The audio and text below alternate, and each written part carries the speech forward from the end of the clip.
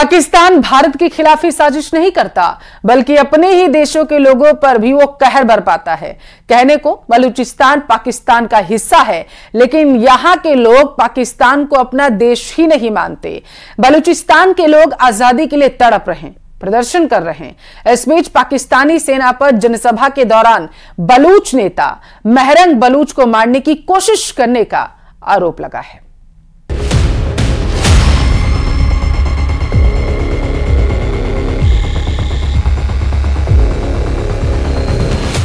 चीन और पाकिस्तान की तरफ से किए जा रहे जुल्मों के खिलाफ अब बलूच सड़कों पर है। हजारों की तादाद में बलूच एकजुट है, एक मुखर आवाज में अपने हक का शोर बुलंद कर रहे हैं। अपने साथियों पर हो रहे कायराना हमलों के बाद इंसाफ की मांग कर रहे हैं।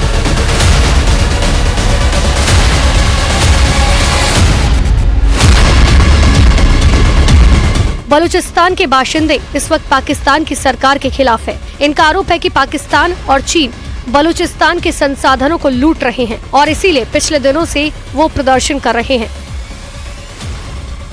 इस प्रदर्शन के बीच बलूचिस्तान आंदोलन की मुखिया मेहरंग बलोच पाकिस्तानी सेना के निशाने पर आ गई हैं। ग्वादर में बलूच के समर्थन में हुई जनसभा के दौरान आतंकवादियों के नाम की आड़ में पाकिस्तान सेवा की मिलिट्री इंटेलिजेंस में तैनात 2 सैनिकों पर उन्हें मारने की कोशिश करने का आरोप लगा है। दोनों आरोपियों को तो मौके पर ही पकड़ लिया गया और जब उनसे पूछताछ हुई तो सच सामने आया, वो हैरान करने वाला था। जानकारी के मुताबिक वो दोनों सेना की खुफिया शाखा विंग इस्लाम मिलिट्री इंटेलिजेंस से ताल्लुक रखते हैं और वो लोग अपने हथियार और वॉकी टॉकी को लेकर यहाँ हिंसा के इरादे से आए थे। इन लोगों का प्लान था कि जब सरकारी सुरक्षा एजेंसी प्रदर्शनकारियों पर गोली चलाएगी तो इसी बीच वो आंदोलन की मुख्य नेता मेहरंग बलोच को गोली मार देंगे और ये प्रचार किया जाएगा कि उन्हें आतंकवादियों ने गोली मार दी। मानो इस्लाम में माये मर्द में माये दात कहीं मार पिस्तल गुंग तो वापी टाकी गुंग तुम आने मगे सियाउस्तमा हमला करना इस एड़े शो बिजने शां और बाकी मां इशसर देर इशसर कारा बुत हमरा नाम का इस्लाम ने क्या इस्लाम का नाम का जहीर वलीद क्या वलीद गुजान इस्तिगे मान इस्तिगे तौर पर। तो वहीं पाकिस्तान की सेना ने अपनी पोल को खुलते देख तुरंत एक बयान जारी किया और आरोप लगाया कि बलोच यूथ कमेटी के सदस्यों ने बलोच लिबरेशन आर्मी के समर्थन से तुर्बत में तैनात 2 सैनिकों का अपहरण किया, उन्हें ग्वादर ले आए। इन दोनों का जबरदस्ती बयान दर्ज कराया गया और जब मामला निपटने के लिए फ्रंटियर कोर ने अपने आदमियों को बचाने की कोशिश की तो उपद्रवियों ने लाठी और पत्थरों से हमला कर दिया। वहीं मेहरंग बलोच ने सीधे तौर पर आरोप लगाया कि शांतिपूर्वक धरना प्रदर्शन चल रहा था पर पाकिस्तानी सेना ने गोलियां चलाई और उनके हजारों लोगों को जबरदस्ती अलग अलग जगहों पर गिरफ्तार किया गया। मेहरंग बलोच ने ये भी कहा कि उन्हें और उनके साथियों को अगर कोई भी जानमाल का नुकसान होता है तो इसकी पूरी जिम्मेदारी पाकिस्तान सरकार और प्रशासन की होगी।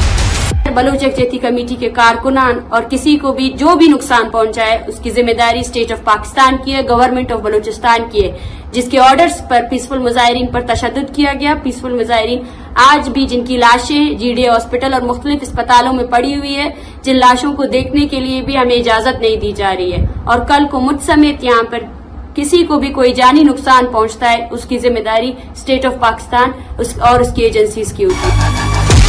पाकिस्तान के ग्वादर में चल रहे बलूचिस्तान यकजहती कमेटी यानी कि BYEC के विरोध में प्रदर्शन में अब तक 3 प्रदर्शनकारियों की मौत की जानकारी है।